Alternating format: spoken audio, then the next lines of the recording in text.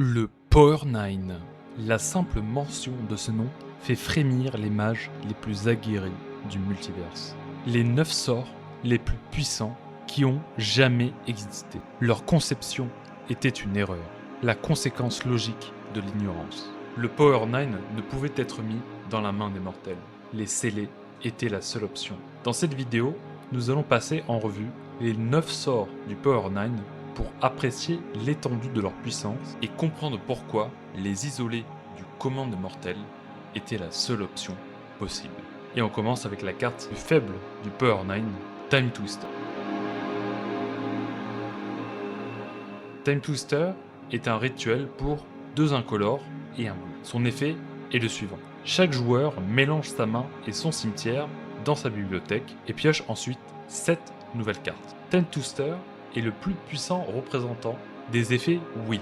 Les effets de type Will, un nom dérivé de la carte Wheel of Fortune, sont des effets qui vont remplacer les cartes présentes dans votre main par 7 nouvelles cartes ou moins et affectent généralement tous les joueurs dans la partie. Même si c'est un effet puissant, les effets de type Will sont assez communs dans Magic. En effet, si vous faisiez une recherche avec le mot-clé Will sur Skyfall, vous trouverez plus d'une centaine de cartes. Cependant, plus on avance dans le temps, plus les effets de Will deviennent conditionnels ou chers. Ça peut être illustré par des cartes comme Diminishing Return ou Echo of Earth. Le fait que Time Twister est la plus puissante itération de cet effet est la combinaison de ses caractéristiques suivantes. Le ratio de mana et de cartes piochées. 3 mana pour piocher 7 nouvelles cartes, il n'y a pas de meilleur prix dans Magic. 2. L'absence de conditions. Il suffit simplement d'avoir 3 mana et de jouer la carte de sa main. Numéro 3. La couleur. Le bleu est la meilleure couleur dans l'histoire de Magic. Tous les formats compétitifs éternels qui autorisent l'utilisation de toutes les cartes jamais créées dans Magic, tels que le Commander, le Legacy ou le Vintage, sont tous dominés par des decks bleus, particulièrement en Legacy et Vintage, où il y a une distinction marquée entre les decks bleus et les decks non bleus. Time Twister étant naturellement dans une couleur que l'on souhaite jouer par défaut, cela permet de ne pas avoir besoin d'ajouter une couleur supplémentaire dans sa mana base, et cela permet donc d'ajouter une autre couleur ou garder une mana base plus stable, ce qui est souvent sous-estimé mais très puissant. Numéro 4. Remélanger les cartes du cimetière dans le deck. Time Twister est généralement une carte de combo, en combinaison avec du fast mana, c'est-à-dire du mana généré temporairement avec des cartes comme Dark Ritual ou Lotus Petal. Le but de ce genre de deck est d'arriver à un tour critique où l'on réussit à générer une tonne de mana et piocher une tonne de cartes pour finalement jouer une carte qui va finir votre adversaire comme Tendrils of Agony ou Fireball. Puisque Time Twister remélange votre win condition qui aurait pu être potentiellement mise au cimetière pour une raison quelconque, il n'y a pas besoin de s'inquiéter à rajouter plus de win conditions dans votre deck. Cela vous donne alors plus d'espace pour des cartes qui aident à réaliser votre combo ou de l'interaction, ce qui résulte en un deck plus stable et donc plus puissant. Numéro 5. Time Twister ne s'exile pas. Si votre deck contient plusieurs Time Twister, il devient alors possible de jouer une infinité de Time Twister. Comment ? Simplement parce que le second Time Twister que vous jouez va renvoyer le premier dans votre deck, ce qui permet de générer des boucles infinies si votre deck est bien construit. Cela permet aussi de recycler Time Twister avec des cartes comme Regrowth ou Underworld Bridge pour continuer votre coup. Cependant, dû à l'existence de cartes à la puissance très similaire, comme Wheel of Fortune, Time Twister est de loin la carte la moins puissante du Power 9. Ce n'est clairement pas la première carte qui vous viendrait à l'esprit lorsqu'on évoque le Power 9. Et c'est probable que si la liste devait être recréée aujourd'hui, elle n'en ferait probablement pas partie. D'ailleurs, les decks bleus en Vintage n'incluent pas forcément Time Twister dans leur liste, la preuve de sa perte de puissance au fur et à mesure du temps. Time Walk. Time Walk est un rituel pour un incolore et un bleu. Il a l'effet suivant. Vous prenez un tour supplémentaire. Comme vous pouvez le constater, il n'y a pas besoin de beaucoup de texte pour être l'une des cartes les plus puissantes dans Magic. De nombreux effets de tours supplémentaires existent dans Magic. Au moment où j'écris ce script, il existe 61 cartes qui permettent de prendre un tour supplémentaire d'une façon ou une autre. Cependant, La différence fondamentale entre Time Walk et tous les autres effets réside dans le coût en mana. En effet, Time Warp est une carte iconique du jeu et possède quasiment le même effet que Time Walk. La seule différence dans l'effet est la possibilité de cibler un autre joueur. Cependant, Time Warp coûte 5 mana au total, plus du double de Time Walk. Et pourtant, Time Warp est jugée trop puissante pour être reprint en standard. Vous comprenez alors pourquoi Time Walk est banni dans tous les formats du jeu. Non seulement le coût en mana de Time Walk est absurdement bas, mais en plus, la carte ne s'exile pas, ce qui permet de la recycler avec des cartes comme Regrowth ou Underworld Breach, comme avec Time Warp, et de facilement proposer des combos pour prendre une infinité de tours. Pour mieux comprendre l'effet concret d'un tour supplémentaire dans une partie, vous pouvez simplement remplacer tour supplémentaire par piocher une carte, dégager tous vos permanents, vous pouvez activer une deuxième fois tous les effets de vos permanents, gagner une phase de combat supplémentaire. Cela signifie que dans le pire des scénarios, il suffit d'avoir 2 terrains et vous pouvez recycler gratuitement Time Walk puisque vous piochez une carte supplémentaire et dégagez vos terrains en prenant votre tour supplémentaire. A partir de là, chaque terrain supplémentaire permet de générer un mana via Time Walk en plus de gagner une attaque et une activation supplémentaire de tous les effets de vos permanents. Puisqu'un effet de tour supplémentaire se rembourse en mana et se recycle, la contrainte est généralement placée dans le coût élevé en mana ou une condition suffisamment élevée pour avoir la capacité de jouer l'effet. Plus le coût en mana est élevé, plus cela demande du temps pour pouvoir jouer la carte. Du temps qui est donné à votre adversaire pour vous attaquer ou interagir avec vous via de la défausse, de la destruction de permanents ou des contres également.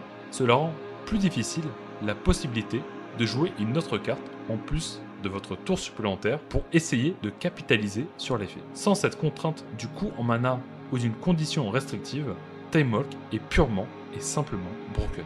Si Time Twister n'est pas forcément inclus dans tous les decks bleus en vintage, Time Walk l'est. Si vous jouez bleu et que vous avez accès à Time Walk, il n'y a aucune raison de ne pas en jouer autant que possible.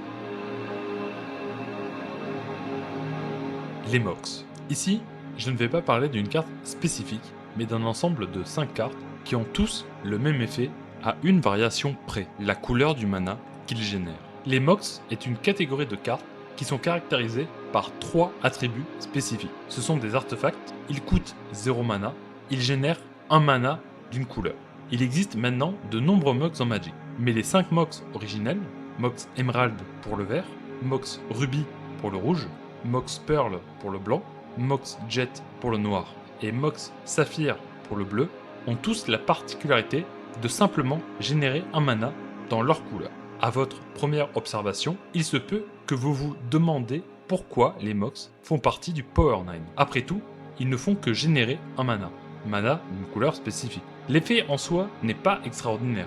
Il existe de nombreuses cartes qui génèrent du mana, comme Birds of Paradise ou Talisman of Creativity. Pourtant, la réalité, c'est que les Mox originels brisent l'une des règles fondamentales de Magic. Et cela est dû par le simple fait que les Mox ne coûtent aucun mana et génèrent du mana sans aucune restriction. En effet, le fait de ne pas pouvoir jouer plus d'un terrain par tour permet au système de jeu de Magic d'avoir une progression au fur et à mesure de la partie. Cependant, qu'est-ce qui se passe si on retire cette limitation?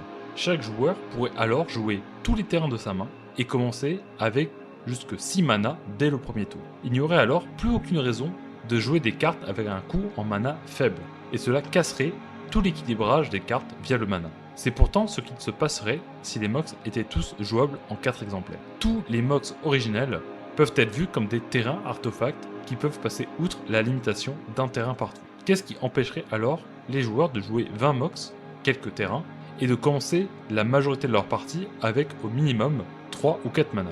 Bah justement, rien. Ils n'ont aucun défaut de ce point de vue-là. Et on ne brise pas impunément les règles fondamentales de Magic.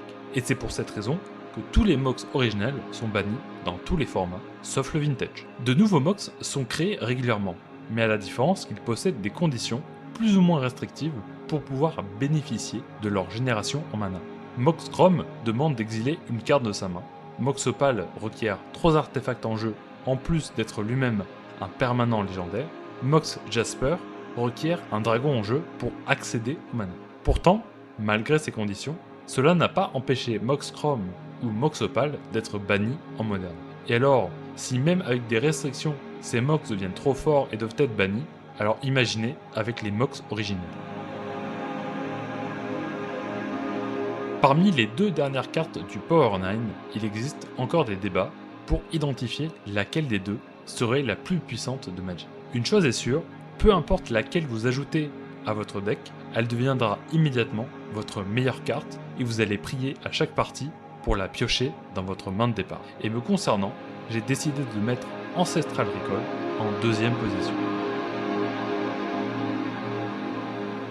Ancestral Recall est un éphémère pour un bleu qui permet aux joueurs ciblés de piocher 3 cartes. L'effet est simple et pourtant dévastateur. Pour mettre en contexte, le coût générique pour piocher 2 cartes est de 3 mana en rituel. L'exemple parfait de cet effet serait Divination. Pour piocher 3 cartes, c'est 4 mana en rituel, comme avec Concentrate ou Harmonize. Pour que l'effet soit viable compétitivement en Modern ou Legacy, c'est généralement 2 mana pour piocher 2 cartes, avec des coûts supplémentaires comme avec Night's Whisper, ou des conditions d'activation à respecter, comme avec Charte courte. Alors imaginez maintenant que ça ne coûte qu'un mana, n'a aucune restriction, pioche 3 cartes au lieu de 2, et en bonus est un éphémère.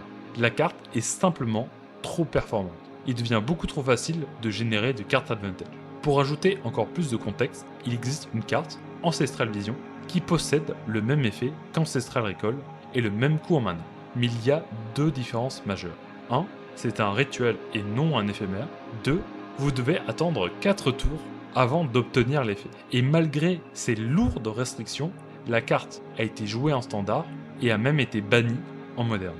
Un autre aspect sous-estimé de la carte est de pouvoir cibler votre adversaire. Il faut savoir qu'il m'est déjà arrivé de perdre une partie parce que mon adversaire m'avait ciblé avec Ancestral Recall lorsque je n'avais plus de cartes dans ma bibliothèque.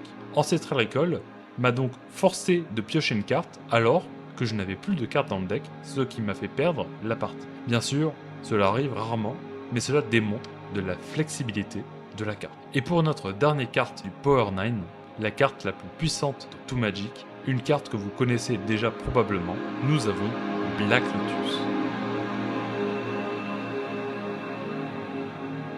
Ah, Black Lotus, la carte la plus iconique de Magic. C'est un artefact incolore qui coûte 0 mana. Il peut être engagé et se sacrifier à tout moment pour générer 3 mana d'une seule et même couleur. Comme pour les Mox, Black Lotus ignore le rythme naturel d'une partie et permet de lancer des sorts bien trop tôt, sans restriction de conditions particulières. Même si le mana de Black Lotus est temporaire, contrairement aux Mox, cela n'a pas d'importance si la partie se termine le même tour où il est joué ou que vous capitalisez sur l'avantage en mana pour prendre le contrôle de la partie. Générer 3 mana au lieu d'un est une différence énorme.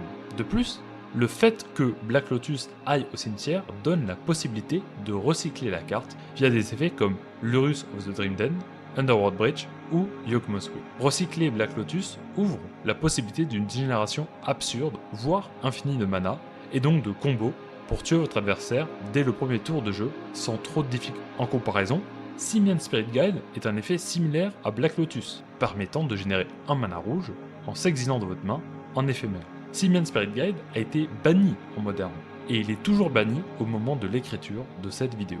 La version la plus proche de Black Lotus serait Lotus Petal, et la différence est énorme. Lotus Petal ne génère qu'un seul mana contre les 3 de Black Lotus. Une autre comparaison possible est Lion Eyes Diamond, qui génère 3 mana d'une même couleur comme Black Lotus, mais qui demande de défausser votre main entière. Il n'est donc pas possible d'utiliser Lion Eyes Diamond pour jouer des cartes de votre main. Malgré ce coup, la carte est quand même limitée à un exemplaire en Vintage, et elle est devenue un pilier pour de nombreux decks en Legacy, comme Madness ou Storm. Vous avez appris maintenant toutes les cartes du Power 9 et la raison de leur présence dans la liste. Que pensez-vous du Power 9 ?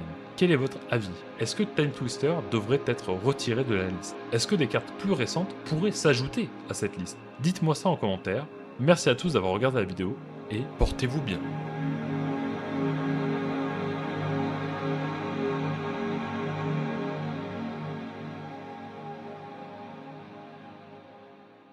D'ailleurs, saviez-vous qu'il était possible pour vous de jouer avec toutes les cartes mentionnées dans cette vidéo ? Le 16 janvier 2026 est organisé un tournoi Team Trio au Gone Ice 2026 à Lyon.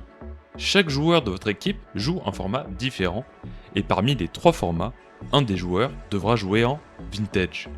Mais c'est pas possible. Qui a 30 000 € pour acheter un deck de Magic? Je te rassure, le tournoi autorise le full proxy. C'est-à-dire qu'à partir du moment où tu respectes les règles de proxy, tu peux te ramener avec un deck entier constitué uniquement de communes qui valent moins de 1 centime et des bouts de papier avec les cartes imprimées en couleur par-dessus. Ce qui réduit le coût de ton deck de 30 000 € à simplement 2 €, le prix d'un café. Et d'ailleurs, ce Team Trio n'est qu'un des tournois organisés par MTG One sur tout le week-end du 16 au 18 janvier. Et devine quoi? Tous les formats autorisent le full proxy, même le popper. Le Gone Ice est une célébration des formats éternels de Magic, alors venez célébrer avec nous.